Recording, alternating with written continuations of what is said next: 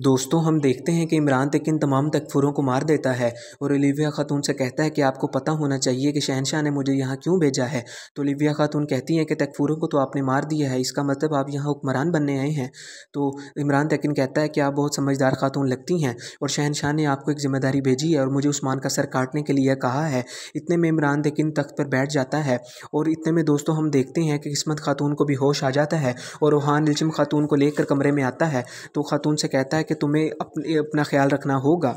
लेकिन इल्जिम खातून कहती है कि मैं अपने वालिद को लेके लिए बगैर वापस नहीं आऊँगी। तो रहान कहता है कि खातून तुम्हें मेरी बात समझ क्यों नहीं आती। और रहान ज़बरदस्ती उसे इस कमरे में कैद करके बाहर से कुंडी लगा देता है और सिपाहियों से कहता है कि ये दरवाज़ा कभी ना खुले अभी। तो इमरान तकिन अपने तमाम फ़ौजियों को इकट्ठा करके उस्मान को खात्मा करने के लिए उन सबको तैयार करता है और अपनी फ़ौज से कहता है कि मुझे अलाउद्दीन का सर चाहिए। तो वो अपनी जंगजू को कहता है कि ये काम तुम सर अंजाम दोगी, मुझे अलाउद्दीन का सर चाहिए, तुम्हें यह शहर में दाखिल होना है और अलाउद्दीन का सर काट कर मुझे देना है। दोस्तों फिर हम देखते हैं कि मलून खातून हज के लिए रवाना होने के लिए अपने ख़ानदान से मिलती हैं और तमाम अपनी औलाद को अलविदा कहते हुए बड़ा ही खूबसूरत मंजर वहाँ पर देखते हैं। इतने में अलाउद्दीन और रहान और फातिमा खातून भी वहाँ पर होती हैं और मलून खातून अलगन से भी कहती हैं कि मुझे अपने हकूक़ माफ़ कर देना।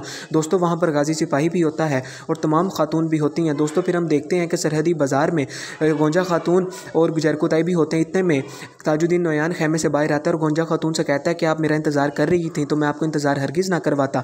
तो गोंजा खातून उसे कहती है कि तुम यहाँ से दफ़ा हो जाओ। इतने में मेहमद वहाँ पर आ जाता है और उसे अलविदा कहता है। दोस्तों फिर हम देखते हैं कि उस्मान साहब इल्जिम खातून के वालिद और भाभी को लेने के लिए मंगोलों का मुहासरा करते हैं और उनको मार गिराते हैं। इतने में मंगोल उनके वालिद और भाभी को घसीटते हुए लेकर आ रहे होते हैं, लेकिन वहाँ पर उस्मान साहब आ जाते हैं और उस्मान साहब मंगोलों को मार कर उनके वालिद और भाभी को चुढ़ा लेते हैं और उनसे पूछते हैं कि आपको कोई तकलीफ़ तो नहीं आई। तो वो सरदार गुंदूस कहते हैं कि उस्मान साहब हमें यकीन था कि आप यहाँ ज़रूर आएंगे और हमें एक दिन बचा लेंगे, अब हमारा रास्ता ही आपका रास्ता है। दोस्तों उस्मान साहब एक चाल चलते हैं और शहज़ादी मारिया को ताजुद्दीन नोयान के हवाले कर देते हैं और वो उस्मान साहब उसे कहते हैं कि तुम वहाँ पहुँचकर मेरी जासूसी करोगी। दोस्तों फिर हम देखते हैं कि इल्जिम खातून की भाभी और उसका वालिद उनसे मिल लेते हैं, वो यानी शहर में एक दूसरे से मुलाकात करते हैं और वो बाला खातून से कहते हैं कि आपका शुक्रिया, आपकी वजह से हमारा ख़ानदान एक दफ़ा फिर से इकट्ठा हो गया।